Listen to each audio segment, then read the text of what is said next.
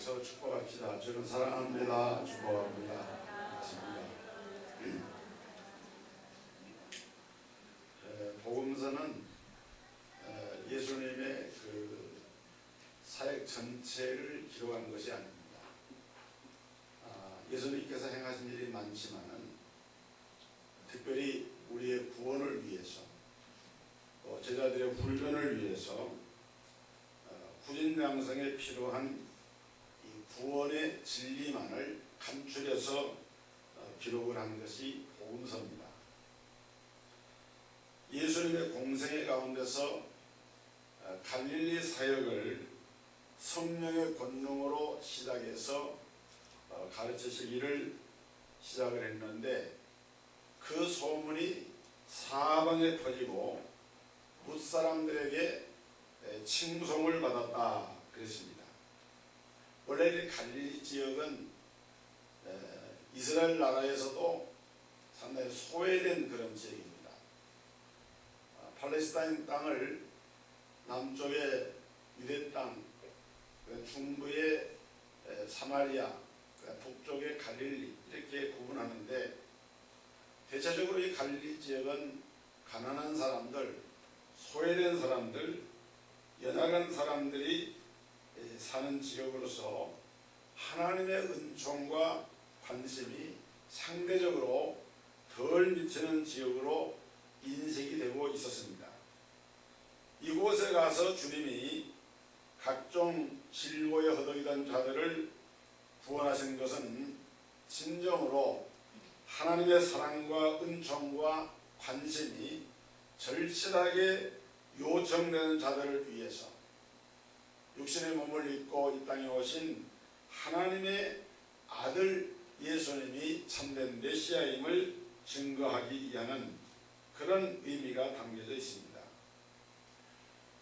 오늘 봉독한 본문 앞에 누가복음 4장 1절로 13절의 기록을 보면은 예수님께서 광야로 들어가셔서 성령의 이끌음을 받아 광야에 들어가셔서 금식을 하시고 마귀에게 시험을 당하셨는데 그 시험에서 승리하신 다음에 예수님은 이 유대 초기 사역을 유다에서 갈릴리로 들어가서 이제 이 갈릴리 사역을 시작을 하시게 됩니다.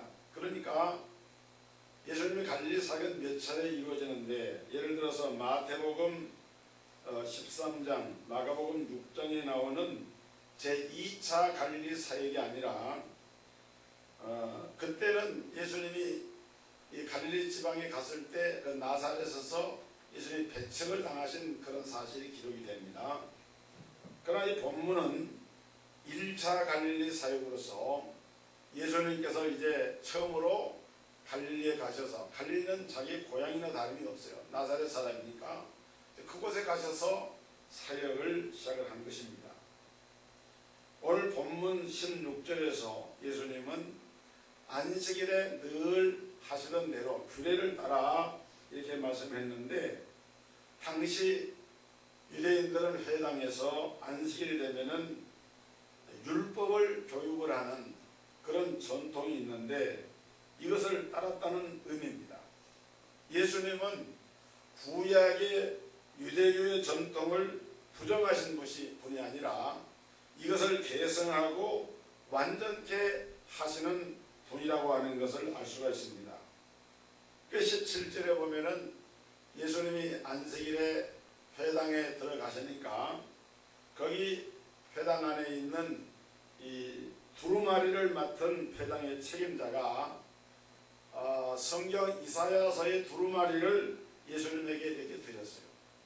지금 우리는 성경이 이제 그때는 신약이 기록된 때가 아니니까 구약 성경을 말하는데 이 구약 성경이 이렇게 하나로 이렇게 묶여져 있는 것이 아니라 그때는 이제 파피루스 같은 또 양피지 같은 그런 재료를 이용해서 이 두루마리 형태로 이제 한쪽을 이렇게 펼치고 한쪽을 감으면서 되어 있는 거예요.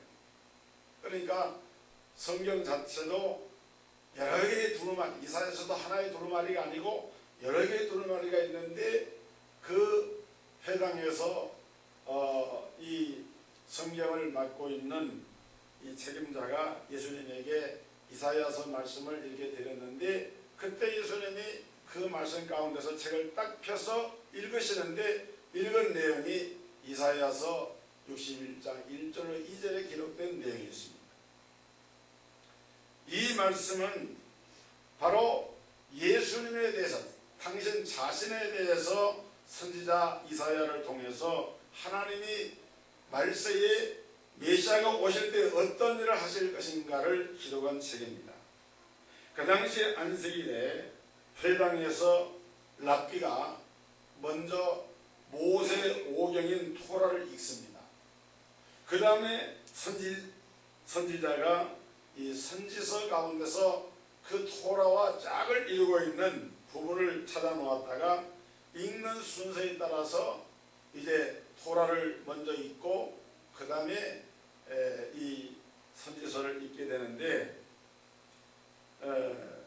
예수님께서 이 본문 이사야 61장의 말씀을 읽음으로 예수 그리스도의 이 사역을 본인이 직접 회당에서 읽도록 전능하신 하나님 아버지께서 섭리 가운데 이 일이 이루어졌다, 이렇게 우리가 볼 수가 있는 거예요. 그러면 예수님이 읽은 말씀에 나타나 있는 이 예수님이 이 땅에 오셔서 하시는 예수님의 7가지 사역이 여기에 나와 있는데, 여기 보면은 하나님은 사역을 명하시기 전에 먼저 그 일을 하는 이에게 성령을 부어주십니다. 성령을 부어주시는 것은 이 성령을 받은 자로 하여금 하나님께서 주신 고귀한 사명을 잘 감당을 하고 성취하도록 하시기 위함입니다. 성령을 부으신 것은 바로 하나님의 영을 통해서 구원 사역을 수행하실 때 이 메시아의 은혜로운 인격과 그 사역에 근거해서 그야말로 아름답고 너무도 소중한 그 예수님의 이 땅에 오셔서 행하시는 중요한 7가지 사역을 온전히 감당할 수 있도록 그렇게 성령의 기름 부으심을 주셨던 것입니다. 그러니까 예수님은 당신의 사명을 위해서 먼저 하나님의 일을 할 때에 기름 부음을 받으셨어요. 내게 기름을 부으사, 이 기름 부음을 받은 자는 바로 그 말이 메시아라고 하는 말이고 그리스도라고 하는 말입니다. 기름을 부으사라고 하는 이 말은 히브리 말로 마샤흐라고 하는데, 그 당시 고대 이스라엘에서 특별한 사명을 맡은 하나님의 종들의 머리 위에다가 올리브 기름을 이렇게 붓는 것을 가리켜서 이 마사흐라, 그리고 이 마사흐라고 하는 말에서 메시아라고 하는 말이 나온 거예요. 여호와 성부 하나님은 제2위의 하나님이신 성자 하나님 예수님을 이 땅에 보내시면서 문자적 의미의 기름을 부은 건 아니에요.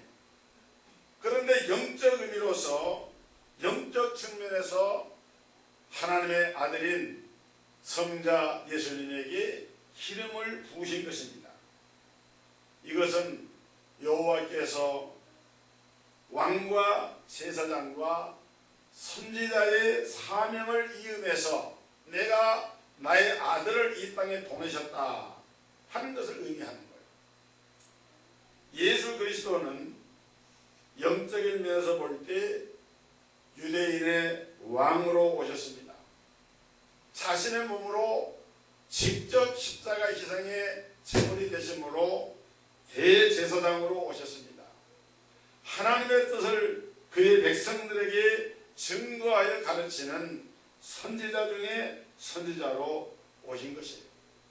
그래서 사무엘상서 10장 1절에 보면은 여호와께서 내게 기름을 부으사 그의 기업의 지도자로 삼지 아니하셨느냐 사울왕을 하나님이 기름 부어 세우실 때에 내게 기름을 부어서 그의 기업의 지도자로 삼았다. 바로 이 왕에게 기름을 부은 거예요. 또 마태복음 2장 2절에 유대인의 왕으로 나신 네가 어디 계시느뇨? 우리가 동방에서 그의 별을 보고 그에게 경배하러 왔노라. 또 히브리서 9장 11절에는 그리스도께서는 장래 좋은 일에 대제사장으로 오사 손으로 짓지 아니한 곧 이 창조에 속하지 아니한 더 크고 완전한 장막으로 말미암아 이렇게 말씀하시므로 예수님이 이 땅에 대제사장으로 오신 것을 말씀을 합니다. 요한복음 17장 8절에는 나는 아버지께서 내게 주신 말씀들을 그들에게 주어 싸우며 그들은 이것을 받고 내가 아버지께로 나온 줄을 참으로 아오며 아버지께서 나를 보내신 줄도 믿었사옵나이다. 대제사장의 기도 가운데 하나님 아버지가 예수님을 이 땅에 왕으로 제사장으로 선지자로 보내신 사실을 예수님 스스로 증거하고 있는 것을 볼 수가 있습니다. 이 삼중직을 온전히 감당하실 수 있도록 전부 하나님은 성자 예수님에게 기름을 부어주셨다는 말씀입니다. 그 다음에 두 번째로 주님이 이 땅에 오신 목적은 복음을 전파하기 위함입니다. 하나님께서 예수 그리스도로 하여금 메시아의 사명을 감당할 수 있도록 성령을 부으셨는데 여기 보면은 뭐뭐를 하기 위하여 라고 하는 이 말은 헬라말로 헤이네켄이라고 하는 말입니다. 가난한 자에게 복음을 전하게 하시려고 복음을 전하기 위해서 가난한 자에게 아름다운 소식을 전하게 하려 하십니다. 이사야 61장 1절의 말씀 바로 그런 의미입니다. 레바세르 아나임, 이 레바세르라고 하는 말은 주로 이 전령이나 사자가 좋은 소식을 전해주는 것을 의미하는데 그 고대 우리 현대 올림픽의 기원이 아테네에서 있었던 고대 올림픽에서 비롯됐다고 말하지 않습니까? 그때 그 마라톤 평원을 전쟁에 승리한 그 사실을 알리기 위해서 한숨에 달려가서 우리가 싸워서 이겼습니다. 얼마나 그 소식을 목마히 기다렸겠어요. 그 달려간 거리가 42.195km였어요. 그러니까 그야말로 최선을 다해서 기쁜 소식을 전하기 위해서 달려가서 그 소식을 전하는 전령, 이게 레바세르 아나임인데 이 말을 신약의 헬라어로 번역할 때 유앙겔리조라 이렇게 말해요. 유앙겔리조라 하는 말은 복음을 전한다는 말이에요. 복음이 뭡니까? 복음, 유앙겔리, 기쁜 소식을 전하는 것이 유앙겔리죠. 그래서 아름다운 소식은 바로 복음을 전하는 것이고 우리 예수님은 이 아름다운 소식을 전하기 위해서 전도하기 위해서 이 땅에 오셨다라고 하는 사실을 분명히 밝히고 있는 것입니다. 마가복음 1장 38절에 우리가 다른 가까운 마을들로 가자 거기서도 전도하리니 내가 이를 위하여 왔노라. 예수님이 이 땅에 오신 것을 한마디로 말하면은 죄악된 세상에 빠져서 신음하는 인생들에게 이 기쁜 소식 레바세르 아나임 유앙겔리조 이 복음을 전하기 위해서 예수님이 오신 거예요. 이것을 위해서 주님은 하늘의 보좌를 버리고 이 땅에 오셨는데 그런데 여기 보니까 가난한 자들에게 복음을 전하려고 오셨다 그랬어요. 이 복음을 모든 사람이 들어야 되지만은 그러나 모든 것이 순서가 있잖아요. 우선적으로 들어야 될 사람이 어떤 사람이냐? 가난한 사람들이다. 이 가난한 자가 뭐냐면은 아나임입니다. 가난한 자들이에요. 이 사람들은 경제적으로 빈곤한 사람들일 뿐만 아니라 정치 사회적으로 강자에 의해서 억압을 당하는 사람들이고 심리적으로 자신보다 더 강한 상대를 깊이 의존할 수밖에 없는 이런 자들입니다. 그러니까 이 가난한 자들이라고 표현된 아나임이라고 하는 말은 가난한 자라고 하는 말과 함께 겸손한 자, 곤고한 자, 온유한 자, 가련한 자 이런 말로 다양하게 사용되는 그런 용어입니다. 이 말을 산상수훈에서 예수님께서 산상보훈의 말씀을 가르치면서 이 아나임이라는 말과 같이 쓰여진 말이 이 푸토코스라고 하는 말인데 이 푸토코스라고 하는 이 말이 바로 가난한 자예요. 심령이 가난한 자는 복이 있나니 그랬잖아요.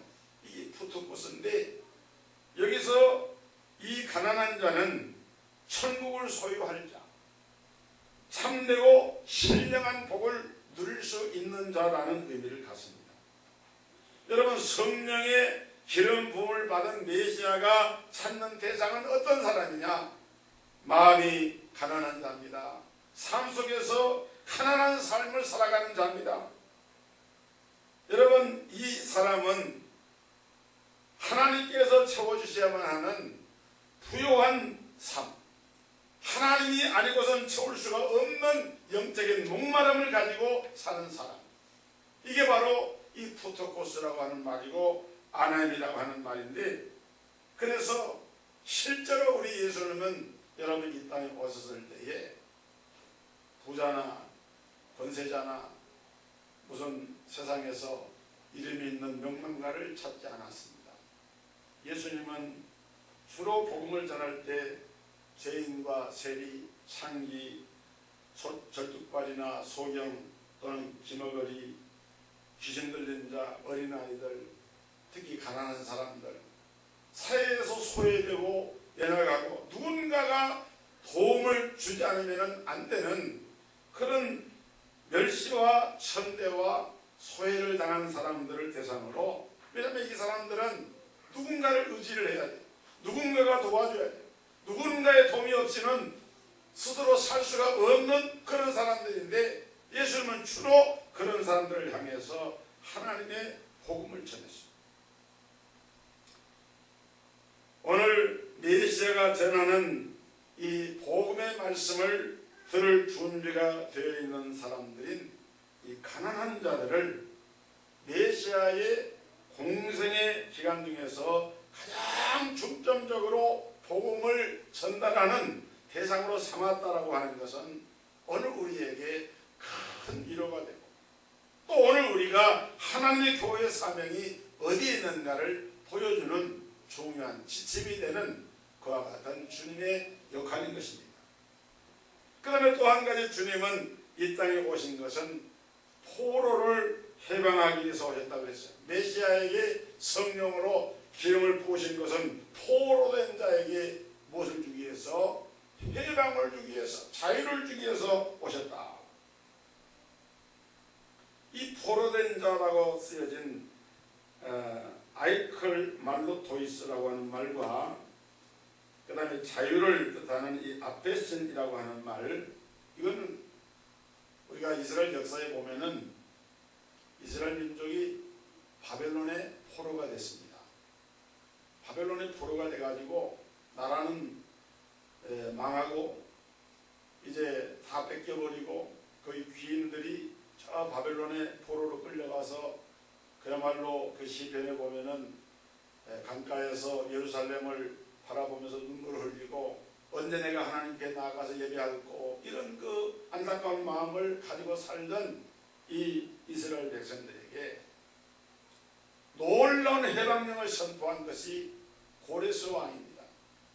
고레스가 칙령을 내려가지고 모든 유대인들에게 자기의 본향으로 돌아갈 수 있도록 정치적인 자유를, 해방령을 내리니까 그때 수많은 유대 백성들이 자기의 고국으로 돌아오게 됩니다.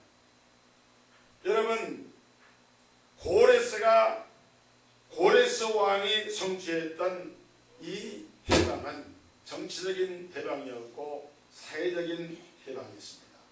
그런데 이것은 장차 오실, 이 고레스는 의의 왕으로서 장차 오실 그리스도를 예표하는 왕이었는데, 그것이 바로 누구냐 하면은 이 땅에 메시아로 오신 예수 그리스도를 말합니다.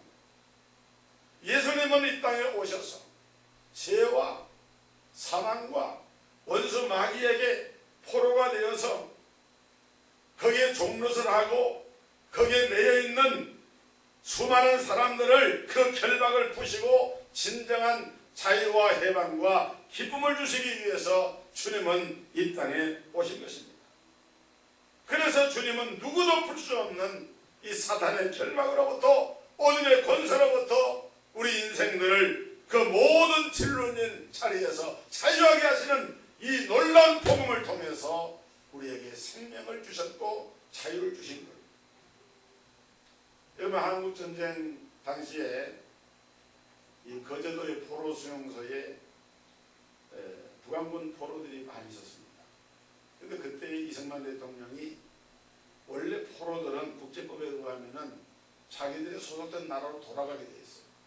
그런데 이승만 대통령이 그것이 미국의 반대를 무릅쓰고 세계 여론들이 그걸 지지하지 않았지만은 이 포로 소용소에 수용되어 있는 포로들 가운데 자기의 그 북한 본래 고향으로 돌아가기 원하는 사람도 있지만은, 우리는 공산당이 싫어요, 그런 그 말처럼 반군 포로가 많이 있는 거예요. 출신은 북한군 출신이지만은 자기들 어쩔 수 없이 북한군이 돼가지고 전쟁에 참전했지만은 자기들은 공산주의 세계로 가기가 싫다는 거예요. 이런 사람들을 북한도 아니고 남한도 아니고 제3국인 인도나 이런 나라로 보내자, 이렇게 해가지고 반공포로를 석방을 했어요. 이승만 대통령. 이 이승만 대통령이 대단한 일을 한 것이죠. 아무나 할 수 없는 일입니다. 여러분, 정치적인 사상적인 하나님을 믿지 않고 이렇게 하는 그런 체제 속으로 들어가기 싫어서 있는 그 포로들에게 자유를 선포하는 것도 얼마나 귀한 일입니까? 하물며 죄와 사망의 법 아래서 신음하는 우리 인생들에게 예수 그리스도는 이 땅에 오셔서 우리에게 영적인 희망을 주셨으니 할렐루야! 하나님의 놀라운 은혜가 우리에게 임하는 거예요. 이것을 위해서 예수님은 이 땅에 오셨다는 거예요. 그 다음에 주님은 이 땅에 영적인 해방을 주실 뿐만 아니라 눈먼 자로 하여금 보게 하시는 일을 했다고 해요. 시력을 회복케 하셨어요. 여러분 가운데 눈에 안 보이는 분이 있습니까? 앞에가. 저도 요즘은 시력이 약해져 가지고 안경이 없으면 글이 전혀 보이지가 않습니다. 그런데 그런 정도는 시력이 약화된 것이고, 아예 눈이 멀어 있는 사람들은 전혀 분간할 수가 없고 볼 수가 없어요. 이 눈먼 자에게 다시 보게 함을 줬다. 눈먼 자라고 하는 말은 디필로이스라고 하는 말이고, 다시 보게 한다, 아나블렙신이라고 하는 말인데, 마태복음 9장에 보면은 두 소경이 따라오며 다윗의 자손이여 우리를 불쌍히 여기소서. 두 소경이 예수님께 따라오면서 우리를 좀 불쌍히 여기소서, 우리를 좀 뜨게 해주세요. 그런데 예수님께서 그 소경의 눈을 밝게 하심으로 그 눈들이 밝아진지라. 그 눈들이 밝아진지라. 여러분 생각해 보세요. 평생 동안 소경으로 고생하는 사람이 우리 눈 좀 뜨게 해주세요 이렇게 하는데, 예수님께서 그 소경의 눈을 고쳐주셨습니다. 그래서 눈이 밝아졌어요. 그래서 이 눈 뜬 사람들이 너무너무 기뻐가지고 그 소문을, 예수님께서 그 고쳐진 사실을 온 사방에 소문을 내가지고 예수님께 가면은 눈을 뜨게 된다. 할렐루야. 여러분, 오늘 육신에 눈을 떠서 보게 됐지만은 그 사람도 얼마 있지 않으면 죽습니다. 그리고 예수 복음을 믿지 못하면은 하나님과 영원히 원수가 되는 거예요. 그런데 오늘 우리가 영적으로 볼 때에 우리는 눈먼 소경이었어요. 보지 못했어요. 하나님도 보지 못하고 천국도 보지 못하고 자신의 미래 장래도 보지 못하고 그런데 그리스도 예수 안에서 하나님의 복음으로 말미암아 이 복음을 통해서 오늘 우리에게 영안이 열려지는 역사가 일어나니까 영적인 소경이 영안이 열려져서 살아계신 하나님을 보게 되고 영원한 하나님의 나라를 믿음의 눈으로 보게 되어졌으니 그리고 장차 우리가 주님의 나라에서 주님을 뵐 소망을 갖게 되었으니 여러분이 얼마나 감사한 일입니까? 복된 일입니까? 여러분 감사하시기를 주의 이름으로 축복합니다. 우리가 하나님 앞에 이 은혜를 생각하면서 감사해야 돼요. 예수님의 초림은 은혜의 눈으로 사랑을 베풀어 주셨지만은 다시 오실 주님은 심판주로 오셔서 불꽃 같은 눈으로 온 땅에 보내심을 받은 분이라 그랬는데 그때에는 심판주로 오신다. 그런데 오늘 영안이 열려서 예수를 통해서 구원받은 우리 성도들은 어떻게 해요? 나를 믿는 자는 더 이상 심판을 받아야 안 받아요? 심판을 받지 아니한다. 내가 진실로 너에게 이르는 내 말을 듣고 또 나 보내신 이를 믿는 자는 영생을 얻었고 심판에 이르지 아니하나니 사망에서 생명으로 옮겼느니라. 할렐루야. 이런 축복을 우리가 받았다 이 말이에요. 예수님 이 땅에 오심으로. 그 다음에 예수님은 이 땅에 오신 이유는 약한 자를 배려하기 위해서입니다. 이 세상에는 수많은 약자들이 있습니다. 눌린 자들. 이 눌린 자를 자유케 하려고 오셨다. 그 영혼이 사탄에 의해서 눌린 자, 육체가 병마에 의해서 눌린 자, 제도적으로 소외되고 약한 자로 권리 행사를 못하는 자, 총칼의 위협을 받고 있어서 본래의 권리나 인권을 누리지 못하는 자, 또 믿음을 제대로 그 믿음의 가치를 깨닫지 못해서 믿음의 축복을 누리지 못해서 참나 눌려있는 거예요.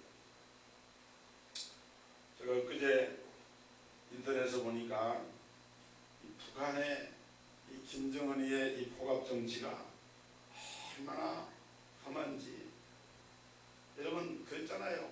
그 대공화기로 고사포로 자기가 그 정치 집회에 참여한 사람이 졸았다는 이유로 그래서 잔인하게 숙청을 하고요. 지금 북한에는 상상을 초월한 숙청이 이루어지고 북한에 지금 중요한 요직에 있는 사람들이 계속해서 지금 이렇게 남한을 넘어오고 있지 않습니까? 상당히 심각한 사실 수준이에요. 그런데 그 말은 역으로 말하면은 지금 북한 치하에서 그 북한의 주민들이 얼마나 공포에 지금 시달리고 있고 하고 있는 선전선동에 의해서 나와서 깃발 들고 막 춤을 추고 막 수령님 어쩌면서 하지만 장군이 하지만은 내용은 엄청나게 지금 눌려 있는 거예요. 여러분 우리나라 대한민국 좋은 나라인 줄 믿으시길 바랍니다. 우리나라가 정치가 어떻고 경제가 어떻고 사회가 어떻고 백만 하지만은 정말 우리나라 좋은 나라예요. 여러분 요즘 그 말하는 사람들은 해일조선이라고 해일이란 말이 지옥이란 말인데 아니 어떻게 지옥이 이렇게 좋은 지역이 어디가 있습니까? 그런 말 하면 안 돼요. 어느 사회나 문제는 있는 거예요. 그러나 오늘 우리는 하나님께서 이 나라 대한민국에 자유와 민주와 번영을 주셨고 무엇보다도 우리 예수 믿는 사람들은 이런 모든 사탄과 흑암 세력의 눌림으로부터 자유를 얻은 것에 대해서 감사해야 됩니다. 그 다음에 여기 보면은 주님이 오신 것은 우리의 심령을 치유하기 위해서 오셨습니다. 여러분들에게 그 자세하게는 설명을 못하겠습니다만은 원래 이 지금 마가복음 4장에 있는 본문 18절에 보면은 다시 복의 함을 전파하며 눌린 자를 자유하게 하고 이 말씀한 가운데에 원래 이 성경을 기록한 그러니까 이 이사야서니까 구약이죠. 구약을 헬라어로 기록한 책을 헬라 70인 견이라고 해요. 세프전트라고 헬라 70인. 구약의 히브리어로 기록된 구약 성경을 신약을 기록한 헬라어로 번역한 성경이 세프전트. 헬라 70인경인데 거기 보면은 마음이 상한 자를 고치며, 우리 성경 본문은 안 나옵니다. 마음이 상한 자를 고치며 라고 하는 말이 들어가 있어요. 근데 왜 이것이 빠졌는고 하면은 우리나라 성경은 성경을 번역할 때 KJ 버전이라 킹 제임스 버전을 해가지고 영국에서 발행된 킹 제임스 버전을 텍스트로 해가지고 번역을 했는데 이 킹 제임스 버전에는 헬라 70인경에 들어있는 이 마음이 상한 자를 고친다고 하는 그 말이 있는데도 불구하고 킹 제임스 버전은 그걸 빼뜨려서 빠뜨렸어요. 어떤 사본에는 그것이 없는 것도 있으니까. 그런데 원래는 이 말씀이 들어있는 말씀입니다. 하나님께서 마음이 상한 자를 고치시기 위해서 메시아를 파견하신다. 좀 우리 쉽게 생각하죠. 여러분 좀 살면서 마음이 상할 때 있습니까? 없습니까? 많이 있으시죠? 마음이 상해가지고 편치 않아가지고. 이 마음이 상한다라고 하는 말, 레리 시벨의 내부라고 하는 말에서 이 내부라고 하는 것은 우리 인간의 심장을 말하는 거예요. 우리 안에 주먹만한 심장이 있잖아요. 심장이 크지가 않더라고. 사람이 자기 주먹만 해요. 거기에서 피를 그 동맥과 정맥에 의해서 이제 정맥에서 피가 들어오면은 이 심장에서 피를 걸러가지고 다시 내보내서 동맥을 통해서 내보내가지고 계속 심장 운동하는. 그런데 여기 레리 시벨의 내부라고 하는 말이, 내부는 심장이나 가슴을 뜻하는 말인데 이 레리 시벨이라고 하는 말은 무슨 말인가 하면은 이거는 끊어지거나 찢어지거나 상한 것을 말합니다. 그러니까 심장이 상하거나 끊어지거나 찢어져 가지고요, 심장이 제 기능을 못할 정도로. 그러니 얼마나 그 정상적인 경로로 몸이 운행을 해야 되는데 그렇게 못하니까 이 사람 안에서 얼마나 갈등이 심하고 고통이 심하겠습니까? 그런데 우리 주님은 이렇게 마음이 산산조각 끼어져서 흔적조차 찾을 수 없게 된 상태를 그대로 방치해 버리시는 것이 아니라 이걸 다 싸매시고 그것을 묶어서 치료를 하신다. 마치 외과 의사가 고장난 그 심장 수술을 해가지고 길을 뚫고 연결을 시키고 그렇게 해서 원활하게 한 것처럼 그렇게 하신다. 여러분 세계적인 심장 의사가 많습니다. 우리나라도 많은데 아무리 세계에서 훌륭한 의사를 하더라도 만병의 의원 되신 우리 예수님 앞에 다 배워야 할 줄로 믿으시길 바랍니다. 그렇잖아요. 예수님은 창조주 하나님이신데 우리 몸을 지으신 분인데 심장과 폐부를 만드신 분인데 그 주님이 치료하신다고 하면 그보다 완전한 치료가 어디가 있겠습니까? 여러분 이 시간에 이 주님의 치료가 여러분에게 임하기를 주의 이름으로 축원합니다. 그런 치료를 우리가 받아요. 그것을 위해서 주님이 오셨기 때문에. 그 다음에 마지막으로 주님이 오신 것은 은혜를 주시기 위해서 주의 은혜의 해를 전파하게 하려 하십니다. 이 은혜의 해는 희년제도를 말하는 거예요.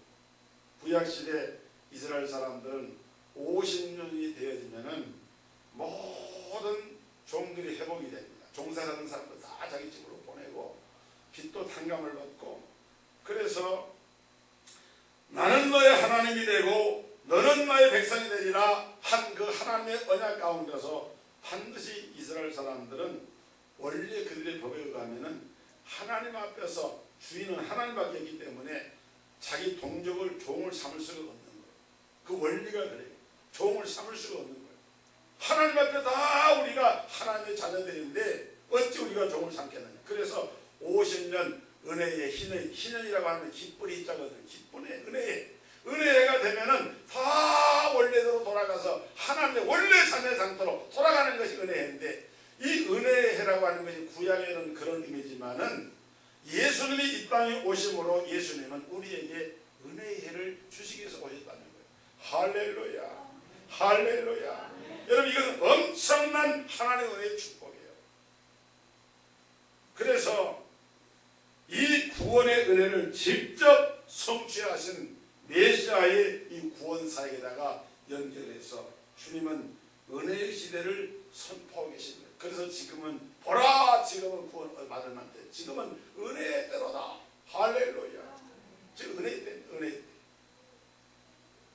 예수님에 의해서 새롭게 선포된 이런 풍성한 은혜는 예수님의 공생의 사역의 기간에 끝이 나는 것이 아니라 예수님이 재림하실 때까지 계속이 되고 오늘 성령을 쫓아 행하는 의로운 생활을 통해서 지금도 계속해서 이루어지고 있는, 현재 진행형으로 이루어지고 있는 이런 축복인 줄 믿으시기를 바랍니다. 하나님 감사합니다.